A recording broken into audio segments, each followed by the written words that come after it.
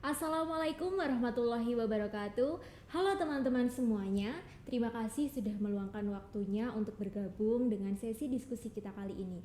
Nah, topik kita kali ini yaitu ngobrol tentang perjalanan hidup seseorang yang merasa tertinggal. Nah, tema kita pada diskusi kali ini yaitu hidup bukan lomba lari.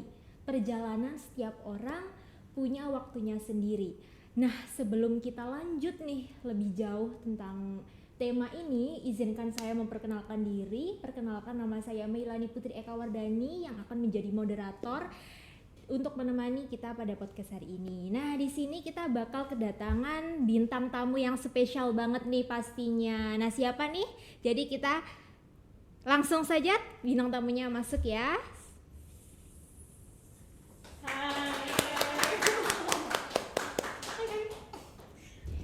Oke, nih bintang tamu spesial kita pada siang hari ini. Silahkan memperkenalkan diri Kak kepada teman-teman semuanya. Oke, halo semua.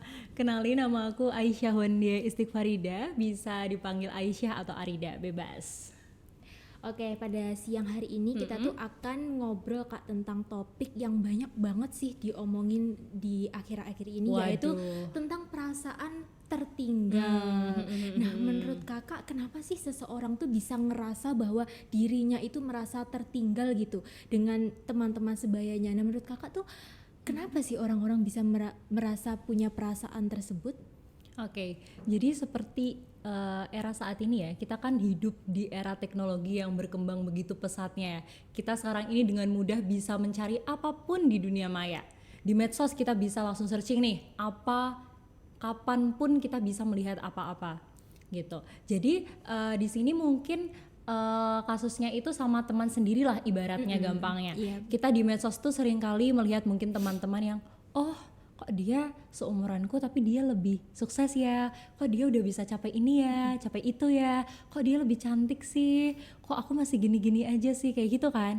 Padahal nih ya Kak, yang kita lihat itu kan hanya senengnya aja, hanya suksesnya aja. Gimana jatuh bangunnya, gimana prosesnya, gimana sedihnya, gimana nangisnya, apa kita bisa ngelihat? Kan enggak. Nah, itu ada kesalahan persepsi sih di situ Kak. Dan mungkin ini tuh tergantung sebenarnya bagaimana kita bisa memberi batasan di situ. Batasan, aku udah mulai insecure yang ngarahnya ke negatif nih, udah mulai ngecilin diri sendiri. Ya udah, berarti itu waktunya untuk kembali ke diri sendiri, stop insecure-nya. Tapi memang kadang aku juga pernah baca ya ini, insecure itu tetap diperlukan untuk kita maju. Jadi ibaratnya tuh jadi motivasi buat kita. Nah, tadi balik lagi bagaimana sebenarnya kita tuh mengatur batasan itu, copingnya ke arah mana, mau ke arah positif kah atau mau ke arah negatifnya. Nah, itu yang menentukan ya diri kita sendiri, kayak gitu sih Kak. Jadi sebenarnya bukan kita ya Kak yang terlambat, tetapi standar yang kita pakai itu seringkali tidak adil gitu nggak sih? Betul, nggak adil karena balik lagi tadi yang kita lihat kan senengnya aja, sedihnya, jatuh bangunnya, prosesnya kita nggak lihat.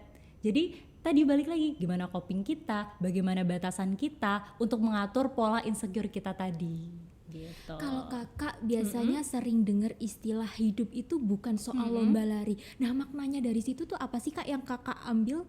Oke, kalau menurutku itu nggak make sense ya. Coba bayangin aja ya lomba lari. Orang kan pasti nggak semua sampai finishnya tuh bareng kan. Waktunya pasti nggak bareng kan. Nah, begitupun juga kita, bagaimanapun hidup ini itu kita punya garis startnya masing-masing, garis finishnya masing-masing. Jadi konsep stoik lah. Jadi kita nggak bisa ngontrol omongan orang lain, pikiran orang lain.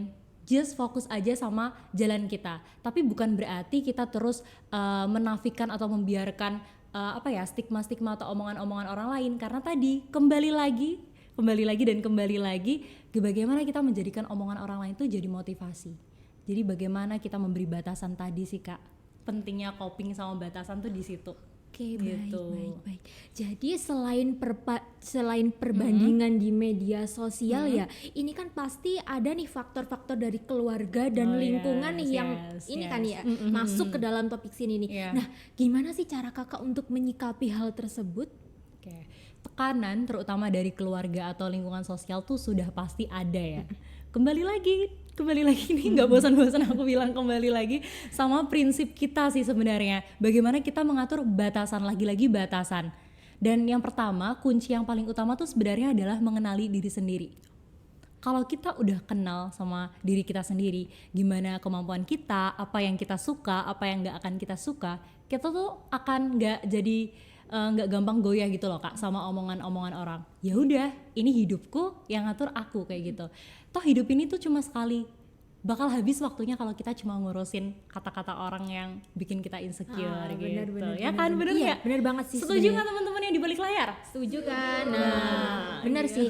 Apa yang kakak bilang tuh pasti benar. Nah, kalau misal nih setiap perjalanan orang itu kan pasti punya ritmenya masing-masing ya. Betul. Misal ada orang nih ketika sudah mencapai pencapaiannya tuh di umur 40 tahun. Nah, menurut kakak itu tuh yang bisa dimaksud tertinggal nggak sih kak kalau seperti itu? Tentu tidak ada batasan usia ya untuk mencapai sesuatu itu, mau dia usia 40, 50, 60 ataupun 70 ya bebas, selagi dia mau mencapai ya silahkan gitu.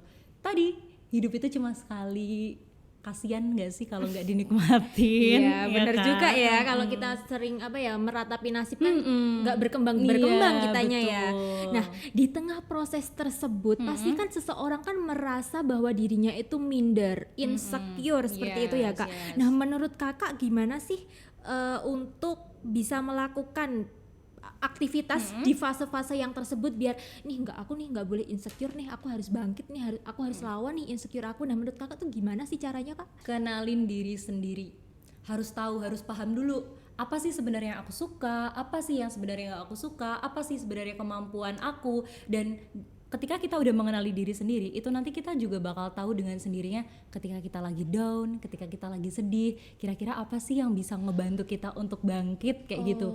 Nah itu tuh bermula dari ya kita kenal dulu sama diri kita sendiri. Dan ini aku nggak asal ngomong ya, karena aku juga diberi beberapa insight sama psikolog aku yang biasa aku panggil Bunda. Jadi Bunda tuh salah satunya memberikan insight tentang bagaimana kita tuh menghadapi rasa-rasa insecure ini kayak gitu. Oke, berarti wajar banget ya kak kalau misal kita tuh ngerasa insecure, minder, terus kurang gitu sama pencapaian kita gitu. Wajar. Kayaknya kalau nggak begitu malah bukan manusia deh. Aduh. Tapi ya gitu tadi, balik lagi bagaimana kita mau ngopingnya, mau ke arah positif, dijadikan motivasi ya tentunya kalau positif itu, atau malah kita memilih coping yang negatif, mengecilkan diri sendiri dan lain sebagainya kayak gitu. Jadi balik lagi, tergantung, jalan itu tinggal kita yang pilih teman-teman. Setuju gak nih? Setuju kan? Pasti iyalah harus setuju nih. Kan banyak banget ya kak sekarang itu yang biasanya tuh merasa gagal gitu loh, merasa gagal, dia tuh nggak berhasil gitu. Apakah hidup itu tuh memang harus sesuai rencana gitu menurut kakak? Tidak, jelas tidak. Apalagi di usia-usia sekarang seperti kita ini ya. Benar. Ini tuh bisa disebut usia-usia pencarian jati diri gitu kan. Harus kayaknya ini nggak cocok nih, ganti lagi. Itu sangat-sangat wajar, sangat-sangat normal. Dan ini juga mendasari dari pengalaman aku sendiri. Jadi selama bertahun-tahun nih aku pengen nih capai satu impian, salah satu impian besarku. Tapi ketika aku udah berhasil nih mendapatkan rencana itu, aku udah masuk di situ, aku malah merasa kayaknya ini bukan aku deh, kayaknya ini emang nggak bisa nih. Di situ yang aku pikir ya, sebelumnya rencana aku bayangin nih, wah enak nih sesuai sama diri aku, wah mimpi aku pasti keren gitu, pasti bagus, pasti nyaman. Tapi ketika aku sudah mencapai itu, malah diri aku yang hancur, malah diri aku yang rusak. Kalau kayak gitu siapa yang kasihan kan? Diri aku sendiri. Dan itu mungkin beberapa relate juga ya dengan teman-teman yang merasa kayak gitu. Jadi jangan takut untuk mencari lagi jalan yang memang sesuai diri teman-teman kayak gitu. Dan apa yang aku lakuin pada saat itu? Apa aku terus sedih terus, merenung terus, meratapi terus? Kalau gitu ya aku mati dong, gak bisa jalan, gak bisa berkembang. Jadi yang aku lakuin cari lagi sampai akhirnya aku menemukan jalan. Oh yaudah, ini kayaknya aku nih. Kalau udah nemu, apa yang dilakuin? Ya fokus. Jangan fokus ke jalan orang lain atau malah insecure. Fokus aja sama jalan diri kita sendiri gitu. Wah, jawabannya sangat-sangat luar biasa ya. Saya sampai speechless gimana nih sama speechless itu karena ternyata ini tuh bener-bener relate banget ya sama kehidupannya kakak ya, bahkan kehidupan teman-teman yang di luar sana pasti banyak banget yang relate. Nah ini untuk menutup sesi kita kali ini Kak, Iya. apa sih pesan Kakak untuk teman-teman di sana yang merasa bahwa dirinya itu tertinggal dengan teman-temannya? Oke, buat temen-temen nih yang mungkin menonton ini, inget ya, percaya aja sama jalan teman-teman yang udah teman-teman pilih. Tapi memang kunci utamanya adalah kenali diri kalian dulu. Temuin apa yang sebenarnya kalian suka, temuin bagaimana sih sebenarnya diri kalian itu. Dan ketika kalian sudah menemukan jalan itu, fokus ke tujuan itu, kayak gitu, teman-teman. Jadi merasa tertinggal itu normal ya. Aku tidak menafikan itu juga, tapi tinggal bagaimana teman-teman mengcopingkan itu semua gitu. Raihlah jalan yang memang teman-teman mampu gitu. Suka tapi juga perhatikan kemampuan. Pilih coping yang positif ya teman-teman. Nah, nih terima kasih banyak ya untuk Kakak yang sudah mau banget nih aku wawancarai, dan menurut aku jawabannya dan apa ya, segala responnya itu sangat-sangat berdampak nih kayaknya sama teman-teman yang di luar sana yang ngerasa tertinggal seperti itu ya, bahwa kita harus menyadari bahwa setiap orang itu pasti mempunyai ritme dan prosesnya masing-masing. Jadi kita jangan ngerasa bahwa oh aku nih belum bisa nih capai kayak teman-temanku, dan kalian itu ngerasa bahwa kalian itu tertinggal seperti itu ya. Betul. Nah, untuk sesi diskusi ini mungkin kita cukupkan ya sampai saat ini, dan terima kasih banyak untuk Kak Arida sudah terima mau kasih gabung. kembali. Iya, terima kasih ya, dan buat teman-teman semuanya terima kasih ya udah meluangkan waktunya untuk nonton podcast kita. Dukung kita terus ya guys. Oke, terima kasih. Sekian dari saya dan Kak Arida dan teman-teman yang ada di belakang layar. Wassalamualaikum warahmatullahi wabarakatuh. Dadah semuanya. Waalaikumsalam warahmatullahi wabarakatuh.